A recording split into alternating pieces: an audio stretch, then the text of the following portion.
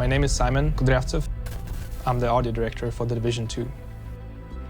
I think sound is important in games because it should always be an element that just complements the gameplay. Sound, for me, should just always help drive the player forwards and be that natural element. We did trips to Washington, D.C. and to the States just to get familiar with the culture, with the layout of the lands. We actually had a lot of time to prepare and research Washington, D.C. and have the ability to record sounds on site as well. The first prototype that we did in The Division 2 was made on Slope Street, which is quite close to Georgetown. And of course we had to go there also just to make sure that we had that specific street as well. What can we derive from this, from real life, and how can we apply it to the fictive reality that we have? We were talking a lot about what do we want to do to make the dark zones differentiate from the open world. Should the dark zones sound like a war zone, something scary? And after a lot of talks, we landed on the word silence. Evoke kind of a lonely feeling or a feeling of discomfort. We actually ended up going to Chernobyl. It did have some recording opportunities that I think are not available elsewhere. What we got from there was actually, if you listen back to it, is quite eerie. There is still some wildlife there, but there's no presence of human life. My name's Glenn Gathard. I'm the head of audio for Pinewood Studios, and I enjoy making noise. Here at Pinewood, we've been really lucky of late to be working with Massive and Ubisoft. I was a massive fan of the first Division, and when I had the opportunity for myself and my team to work on it, it was pretty much like a dream come true. We've got to work on quite a wide range of things, like taking time to experiment over what's the best way for the dialogues to be produced, because we're a big fan of performance.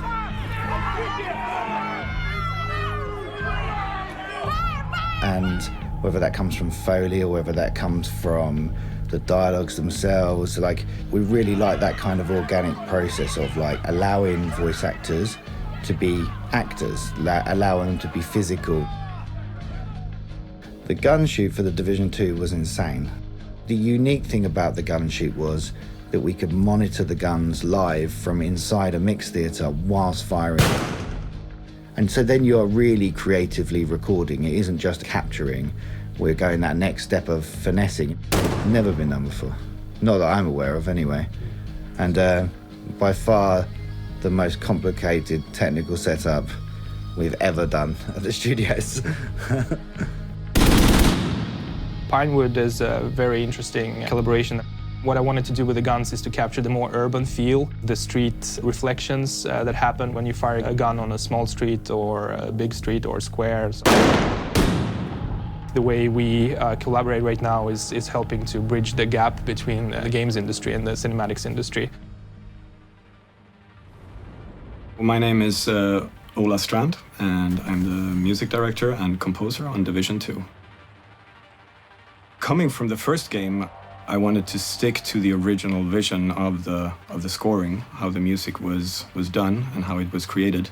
But then, moving from New York City, wintertime, moving to Washington, D.C., summertime, I started researching the city and figuring out what drives it musically, looking into the music history, like all the blues and the jazz and the hardcore and the punk rock. It was kind of obvious that we were going to go for a more rocky sound, like guitars, bass and drums. That was all in my mind, at least. A couple of friends brought me to see this band Town Portal in Copenhagen one summer. In the middle of the concert, I was just like, wait a minute, these are the guys. I want to work with these guys. They are awesome. So we grabbed them after they played. They were interested. 3 months later, we were rehearsing the music I'd written. Any sort of collaboration is a way for you to get real-time feedback, not staying in your own bubble and just run with it. When you cross that edge of getting to know someone from not knowing them at all, and then all of a sudden creating something really big together. I think every time you create something, it's good to have something that makes it new and different to you. And Town Portal, they represented this to me. We've been talking a lot about recording and the places that we went to and the collaboration we have with Pinewood, but ultimately it doesn't really matter how much you record or how good the recordings are, because at the end of the day you still have to make it work in the engine. Obviously our world is so dynamic that the main direction that I gave to the team is to develop a soundscape that is constantly changing and it's ever evolving. How can we actually make sure that the sounds play back in a manner that's natural and that's also dynamic? There are lots of different systems at play. A system that we call bubble space. What that does is actually looks at the current width around you, and that drives the amount of wind you hear, the type of ambience you hear, the amount of reverb, and we want to have a difference in small alleys versus streets versus squares versus parks. Basically, depending where you are, it constantly changes. I always try to push the boundaries and to ask myself how can we get it to the next level and how can we make our game sound even better and what's the hottest thing out there right now.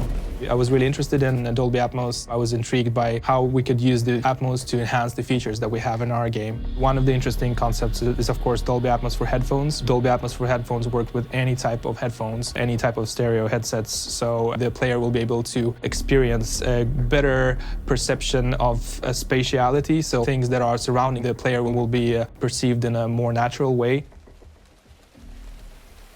One of the first things we did is experimenting with the sounds of weather.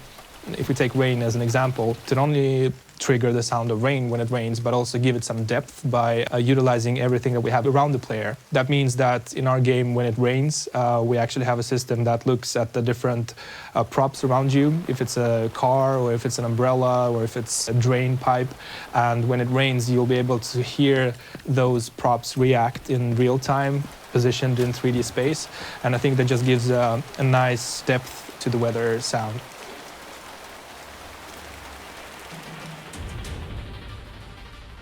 With the mix, I think it's really when it all comes together. We're taking some time to really look at what we have, look at the details of our world, of our gameplay. One of the things that I really wanted to do is to really highlight the player progression with help of sound. So I think there's a way of tying RPG into sound and how that reflects. As you run around our huge world and as your character progresses, that will be reflected in the sound. But it's not only reflected in the sound of the character. Of course, the sounds of the world will also progress. The big mentality where we have the Division 2 is endgame first. When you actually reach the end game, you'll be able to play the missions again, and that time around you're going to have access to an exclusively new soundtrack that's specifically written for the end game missions. RPG elements and the end game are two things that are very core pillars of our game that I really wanted to lift with help of sound. All in all, it's been a great journey working on this game. We've taken everything we learned from shipping the first game, the feedback from the community, and we basically sat down with the team asking ourselves, how can we push this even further? How can we push the boundaries? And I think together with all the teams across all our studios and with the partnerships we've established with Dolby and Pinewood, I think we've created something really special, and I hope the players will enjoy the experience.